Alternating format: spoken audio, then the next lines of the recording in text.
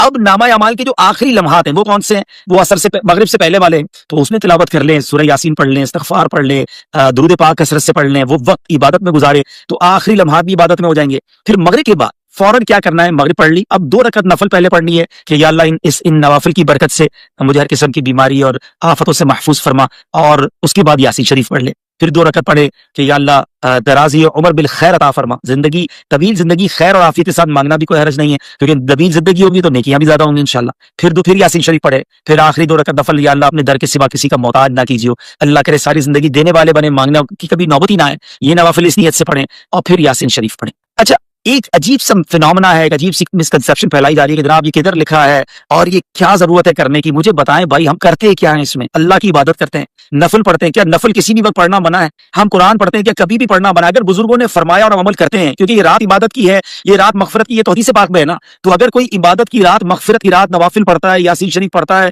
اللہ کی بارگاہ میں دعا کرتا ہے، تو پرابلم کیا ہے؟ لوگوں کو پرابلم اللہ کی عبادت سے کیوں ہو جاتی ہے؟ اس بہانے لوگ جمع ہو جاتے ہیں، اس بہانے لوگ عبادت کرتے ہیں، اللہ کو یاد کرتے ہیں، ورنہ کہیں اپنے طور پہ جو چیز چاہے کر لیں تو کچھ بھی نہیں کریں گے۔ تو ایک اگر پلان کے ساتھ اللہ کی عبادت کرنی جائے، ہاں ہم یہ کہیں نا یہ واجب ہے، جو نہیں کرے گا وہ گناہگار ہوگا، پھر تو اعتراض بنتا ہے، نہ ہم نے واجب کہا، نہ ہم نے فرض کہا، نہ ہم نے سنت موقعہ کہا، ہم نے کہا نفل ہے، بہتر ہے، پڑھے بھائی، فائدہ ہوگا۔ تو اس کی وجہ سے بتائیں، بچپن سے ہم پڑھ رہے ہیں، لاکھوں لاکھ کروڑوں عاشقان رسول یہ پڑھ رہے ہیں، تو فائدہ ہی ہے نا۔ اور اگر آپ کہہ رہے ہیں جناب کوئی عبادت نہیں کرنی، اپنی مرضی سے کریں، تو سب تتر بتر ہو جائے گا۔ تو اللہ سلامت رکھیے، ہمارے بزرگوں نے پورا ہمیں پلان دیا، اور اس پلان کے ساتھ ہم عمل کرتے ہیں تو بڑا اچھا وقت گزرتا ہے، دل کو ڈھارس بن جاتی ہے۔ حدیث پاک میں پیارے آقا نے فرمایا نا کہ ایک بار یاسین پڑھنے والے کو 10 قرآن پاک کا ثواب ملتا ہے، تو 3 سورہ یاسین پڑھی، 30 قرآن پاک کا ثواب، اعمال نامہ شروع ہوا فوراً مل گیا۔ امیر اہل سنت تو ایک اور بھی بڑی پیاری بات بتاتے ہیں کہ ہر 2 رکعت نفل کے بعد 21 بار سورہ اخلاص بھی پڑھ لیں، سورہ اخلاص قل اللہ احد، 3 بار سورہ اخلاص پڑھیں گے بھی حدیث پاک میں ہے، تو اس میں قرآن پاک کا ثواب ہو گیا۔ تو 21 بار سورہ اخلاص پڑھے تو 7 قرآن پاک کا ثواب، ایک یاسین پڑھے تو 10 قرآن پاک، یہ ہو گیا 17 ملٹیپلائی بائی 3،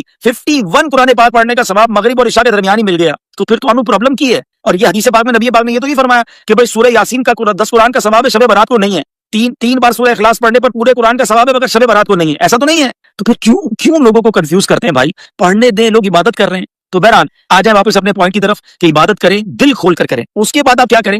رات کو ویسے تو قبرستان جانا بھی سنت، لیکن اس رات کو میرا ایک اور مشورہ یہ ہے کہ صلاۃ التسبیح بھی ادا کریں۔ بڑی کمال کی نوافل ہیں یہ، اور بڑی طویل نوافل ہیں، اس کو پڑھنے کا مزہ بھی کچھ اور آتا ہے۔ تو اب ظاہر مسجدوں میں شاید نہیں ہو سکے گی، تو اپنے گھروں میں صلاۃ التسبیح ادا کریں۔ آلموسٹ لیٹ نائٹ تک مدنی چینل پر نشریات رہیں گی، اور اعلان ہوا ہے کہ امیر اہل سنت اس جگہ سے دعا کریں گے شب برات تقریباً 12 بجے کے آس پاس، کہ جہاں نالین اقدس موجود ہے نبی پاک کے جو تبرکات ہیں امیر اہل سنت کے پاس، وہاں سے امیر اہل سنت انشاءاللہ دعا کریں گے۔ تو آپ نے ضرور شب برات کی رات مدنی چینل کے ساتھ گزارنی ہے، تو انشاءاللہ بہت کچھ آپ جان لیں گے اور سیکھ لیں گے۔ چلیں جناب، کچھ باتیں ہو گئی، کچھ نوافل ہو گئے، عبادات کا بتا دیا۔ 14 رمضان بھی روزہ، 14 شعبان بھی روزہ رکھیں، 15 شعبان بھی ضرور روزہ رکھیں۔ اچھا، ممکن ہو جن کے لیے، اب یہ بھی کوئی فرض واجب نہیں ہے بھائی، بزرگوں کا قول ہے اور ہم تو عمل کرتے ہیں بزرگوں کے قول پر، نقصان کوئی نہیں ہے نا، کہ جو بیری کے 7 پتے گرم پانی میں ڈال کے اس کو ابال لے اور اس پانی کو پھر اس سے غسل کر لے، بے شک اس کو پھر بالٹی میں ڈال لیں، تو سارا سال جادو وغیرہ سے محفوظ رہے گا، تو کوئی حرج نہیں ہے۔ بزرگوں کا قول ہے اور ہر سال کرنے والے کرتے ہیں، ہم نے دوبارہ فرض نہیں کہا، اس کو واجب نہیں کہا، تو آپ کا اعتراض بنتا نہیں ہے، ٹھیک ہے۔ اسی طرح یہ بھی روایتوں میں ملتا ہے کہ اس رات جو وہ تو 10 محرم کے لیے کہ شب زمزم 10 محرم کو زمزم شریف جو ہے وہ تمام پانیوں میں شامل ہوتا ہے، شب برات کے لیے یہ بیری کے پتوں والی بات آ گئی، ٹھیک ہے جناب۔ تو بہرحال عبادت کریں اور دل کھول کر کریں، اللہ کی عبادت میں کسی سے سرٹیفکیٹ نہیں لینا، ہمیں عبادت کریں اور جو کر سکتے ہیں کریں، مانگیں۔ آسمان دنیا سے یہ اعلان ہوتا ہے کوئی مانگنے والا کہ ہم اس کی مغفرت کر دیں، ہے کوئی توبہ کا طلبگار کہ اس کی توبہ قبول کی جائے؟ ارے ہم گناہ گاروں کو تو توبہ چاہیے، مغفرت چاہیے، اللہ کی طرف سے رحمت چاہیے، تو اس رات خوب مانگنا ہے، بہت مانگیں، بلکہ آج بھی مانگیں، کل بھی مانگیں۔ آج ماشاءاللہ دنیا کے کئی ملکوں میں شب برات ہے، عرب ممالک میں شب برات ہے، تو انشاءاللہ مکہ مدینے میں شب برات ہے، تو انشاءاللہ آج رات 11:30 بجے ہمارے سلسلے کے بعد حاجی شاہد صاحب دامت برکاتہ ملانیہ لائیو مدنی چینل پر بیان کریں گے، especially for the viewers of Madani channel, جہاں شب برات ہوگی۔ پھر 12:30 بجے آج رات بھی امیر اہل سنت دعا کریں گے۔ تو آج رات سے سلسلہ شروع ہے عبادت کا، میں ہوں اور قرآن ہے، تسبیح ہے، عبادت ہے، نوافل ہیں، روزے ہیں، لگ جاؤ بھائی، اور کوئی کام نہیں کرنا، توبہ کریں۔ اگر ان 6 لوگوں میں آپ شامل ہیں جن کا میں نے بیان کیا، تو ضرور توبہ سچی کر لیں، تاکہ جب سب بخشے جائیں تو میرا نام بھی اس میں شامل ہو جائے۔ چلیں جناب، اب آپ کے کچھ میسج 2-4 منٹ پڑھ لیتا ہوں، اور اس کے بعد انشاءاللہ ہم بھی دعا کریں گے۔ صلو علی الحبیب۔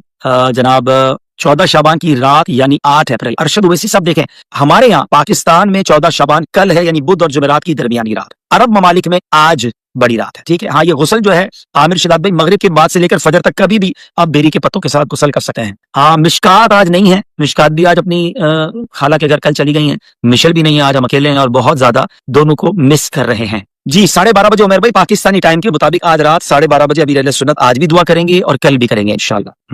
مشکات لگتا ہے ہمارا لازم سیگمنٹ ہو گئی ہے ماشاءاللہ، میسیجز آ رہے ہیں ان کے لیے. میں ٹرائی کرتا ہوں کہ دیکھوں مجھے وہ نعتیں جو زبان میں نعتیں ہیں وہ مل جائیں تو میں انشاءاللہ آپ کی دل جوئی کے لیے اس میں سے کچھ پڑھ دوں گا. درود پاک پڑھیں صلو علی الحبیب. مل گئی جناب، چلیں. اسی مصطفیٰ جے وطن جا دیوانہ، سکوں تھا نبی جے سہن جا دیوانہ. اسی مصطفیٰ جے وطن جا دیوانہ، سکوں تھا نبی جے سہن جا دیوانہ. نبی جے حرم میں عجب جی چمک آ، نبی جے حرم میں عجب جی چمک آ. انہیں روشنی آئی چمن جا دیوانہ، انہیں روشنی آئی چمن جا دیوانہ. اسی مصطفیٰ جے وطن جا دیوانہ، سکوں تھا نبی جے سہن جا دیوانہ. صلو علی الحبیب صلی اللہ تعالی علیہ وسلم. چلے بھائی سندھی نعت کی بہت ساری فرمائشیں آپ کرتے تھے، آج میں نے پڑھ دی ہے. اور اچھا 7 پتے ایک بندے کے لیے ہے، میسج آیا تھا کہ 7، جی ہاں 7 پتہ اسلامی بھائی کے لیے، ٹھیک ہے.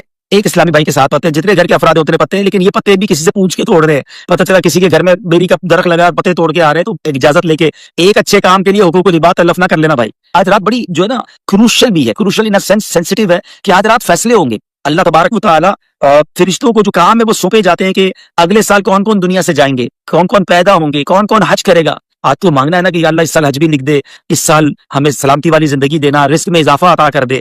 دعا کے اندر بھی جو ہے نا شب برات کی، اب ذرا سنیے گا، میں تھوڑا سا 1-2 جملے سناتا ہوں. اللہم یا ذا المن ولا یمن علی، یا ذا الجلال والاکرام، یا ذا الطول والانعام، لا الہ الا انت ظہر اللاجین وجار المستجیرین وامان الخائفین. اللہم ان کنت کتبتنی عندک فی ام الکتاب شقیا او محروما او مطرودا او مکترا علی فی الرزق. اب ذرا یہاں تک کا ترجمہ سنیے گا.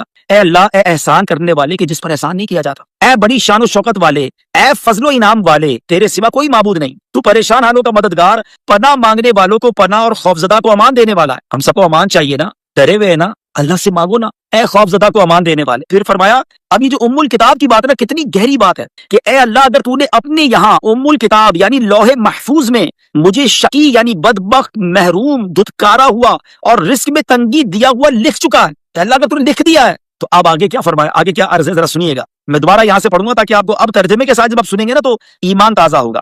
کیا ہم نے دعا کی، اللہم ان کنت کتبتنی فی عندک فی ام الکتاب، لوح محفوظ میں اگر تو نے مجھے لکھ دیا ہے شقیا او محروما او مطرودا او مکترا علی فی الرزق، رزق کٹا ہوا لکھ دیا ہے، فمحو، اے اللہ مٹا دے. اللہم بفضلک شقاوتی و حرمانی و طردی و اقتار رزقی واثبتنی عندک فی ام الکتاب سعیدا مرزوقا موفقا للخیرات. اے اللہ تو مالک ہے نا، تو خالق ہے، اس کو مٹا دے. اور اے اللہ اب ہمارے لیے کیا لکھ دے، سنو کہ اے رب کریم تو مجھے خوش بخت اپنے پاس ام الکتاب میں مجھے خوش بخت رزق دیا ہوا، بھلائیوں کی توفیق دیا ہوا تحریر فرما دے. سبحان اللہ سبحان اللہ، بڑی کمال کی دعا. پھر آگے اے اللہ تو اپنے پیارے حبیب علیہ الصلوۃ والسلام کے صدقے لیلۃ الشعبان کی نصف رات جس میں تو خاص تجلی فرماتا ہے، اس میں ہم پر کرم فرما.